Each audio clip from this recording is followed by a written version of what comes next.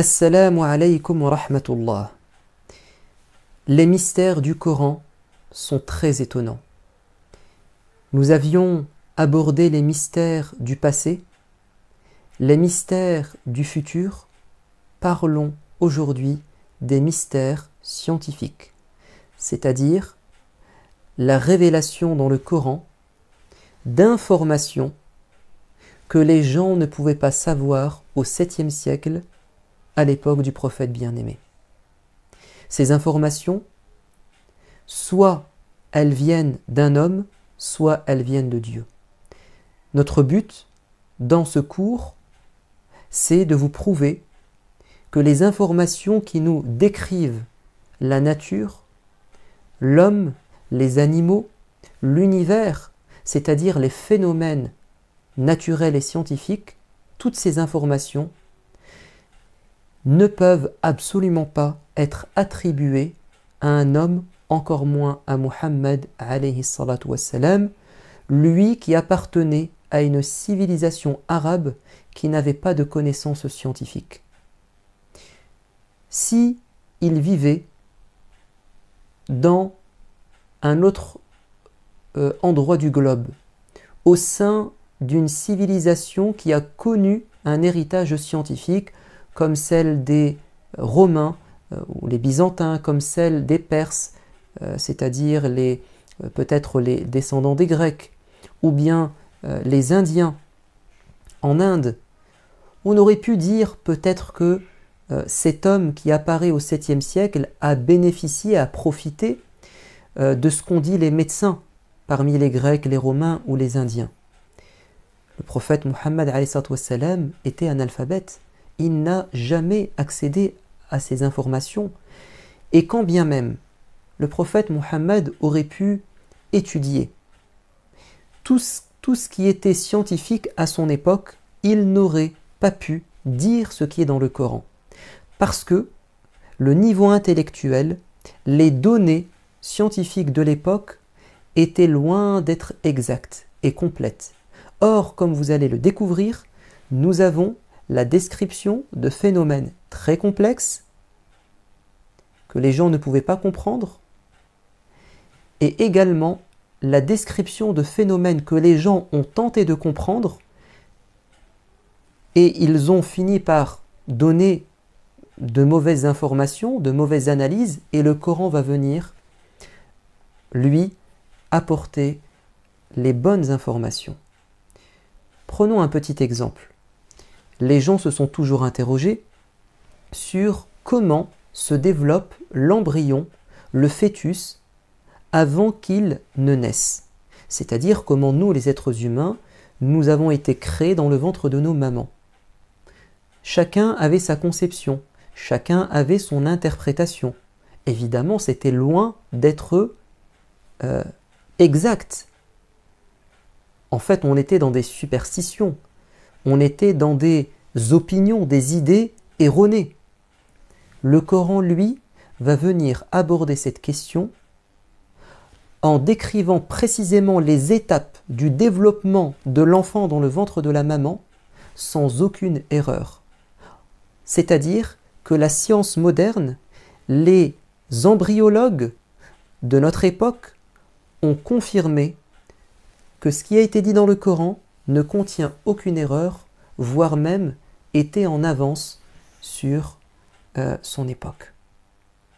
Donc, évidemment que le prophète Muhammad alayhi salatu wassalam n'avait pas fait d'échographie, il n'avait pas les instruments, les machines, les procédés techniques et scientifiques adaptés pour pouvoir observer à l'œil nu ce qui se passe dans le ventre de la maman.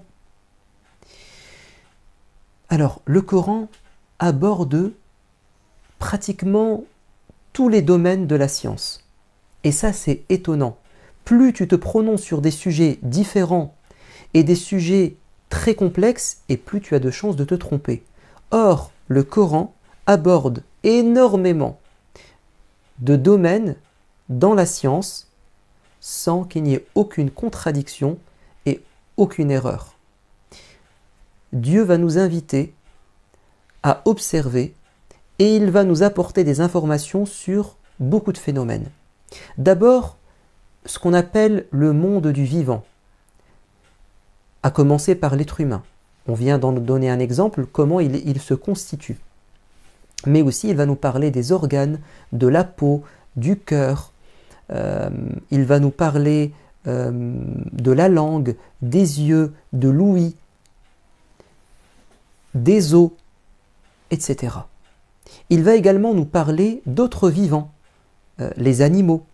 On aura de la zoologie, on va parler des insectes, on va parler, je ne sais pas moi, du chameau par exemple. On va parler de la communication des animaux, de ce qu'ils ressentent, de comment ils se nourrissent. On va également parler des plantes. Il y a énormément d'allusions aux plantes, de descriptions du monde végétal, que ce soit les céréales, que ce soit les arbres, que ce soit les légumes, enfin, et vous avez plein d'informations extrêmement importantes. On appelle ça la biologie, le monde du vivant. Mais pas simplement. Dieu va parler aussi de l'environnement dans lequel évolue le vivant, c'est-à-dire la terre, c'est-à-dire la géographie, mais aussi l'eau, la météorologie, comment se constituent les nuages, comment se forme la pluie, la grêle, le phénomène de l'éclair, les vents. On va nous parler également des océans. On va nous parler du cycle de l'eau. On va nous parler dans le Coran des montagnes, de la roche, du fer, de certains minerais. On est dans de la géologie, les montagnes. On est dans aussi la physique, la chimie. On va nous parler de la matière, on va parler des lois de l'univers, des forces. On va nous parler également de beaucoup de choses. Nous, on va s'intéresser à l'univers et à la Terre pour donner des exemples concrets d'informations étonnantes, exactes, sur des phénomènes très complexes. Qui pouvait, au 7e siècle, dire comment l'univers a été créé? Personne. Personne ne pouvait apporter une explication scientifique, une explication rationnelle, une explication qui tient la route sur l'origine de l'univers, sur la fin de l'univers et sur comment il évolue et comment il est régi, par quelle loi il est régi. Vous savez pourquoi? Tout simplement parce que on manque d'instruments, d'observation, et on ne peut pas remonter dans le passé et ni connaître le futur. Donc, vous allez avoir plein d'interprétations, des mythes, des légendes, de la superstition. Le Coran ne va pas tomber dans ça. Si c'était un être humain qui devait se prononcer sur ces phénomènes, il aurait repris ce qui était dit à l'époque. À la limite, il aurait donné son point de vue, mais il aurait repris des choses qui sont fausses. Mais le Coran ne contient absolument pas ce type d'explications qui sont complètement en décalage avec la réalité. Donc par exemple, si on parle de l'univers, Dieu va dire dans le Coran que l'univers, à l'origine, il était dukhan, c'est-à-dire une fumée. Et c'est ce que confirme la science aujourd'hui. À l'origine, tout ceci n'était qu'une fumée cosmique. Deuxième chose, c'est que l'univers se crée, les astres, les planètes, les étoiles se constituent à partir d'un phénomène de départ qu'on appelle le Big Bang, une sorte d'explosion. C'est ce que Dieu dit dans le Coran.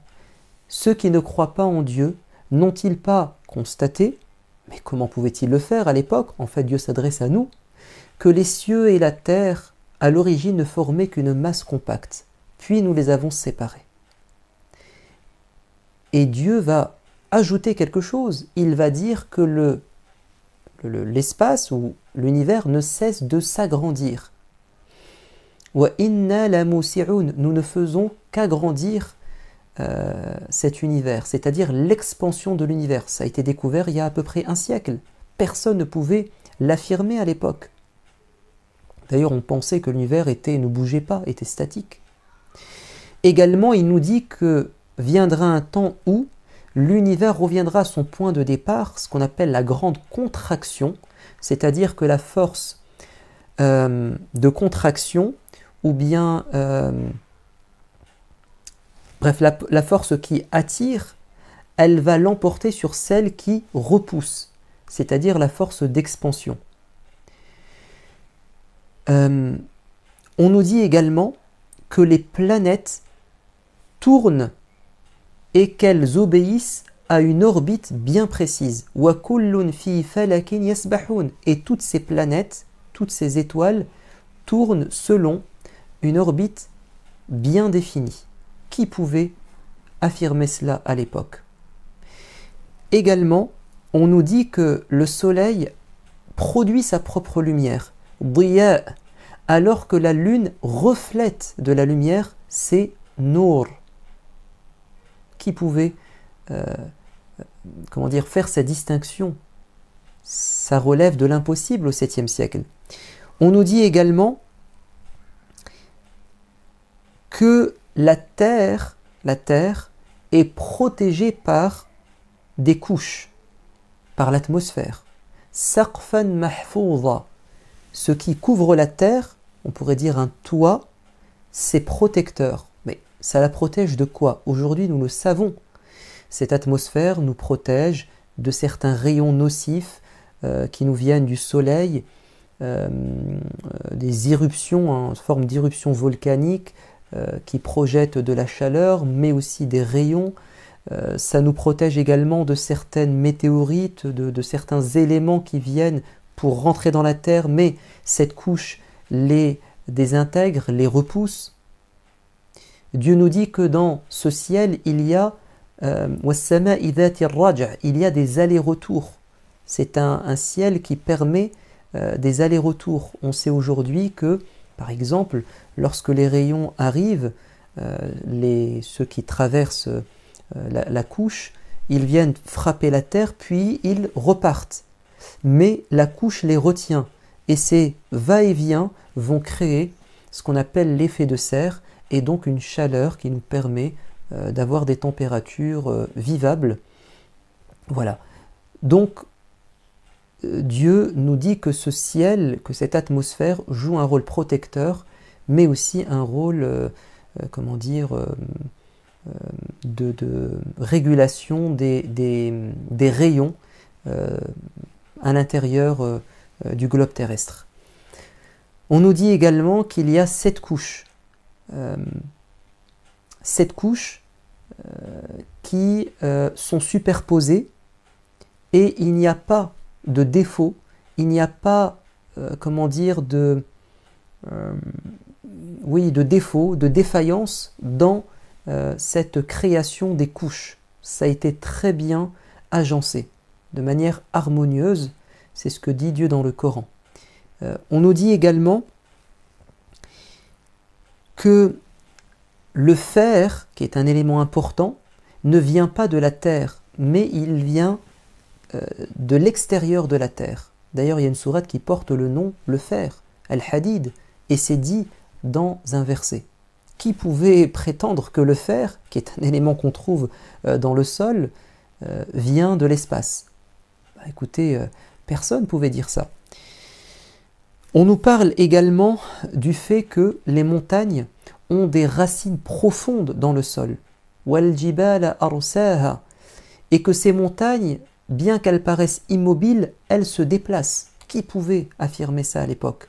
On nous parle également de la mécanique, de la roche et des forces. Le fait que certaines roches ont une porosité plus ou moins grande et forte, que certaines roches vont laisser traverser de l'eau, d'autres vont laisser suinter de l'eau tout doucement, parce qu'elles sont plus compactes.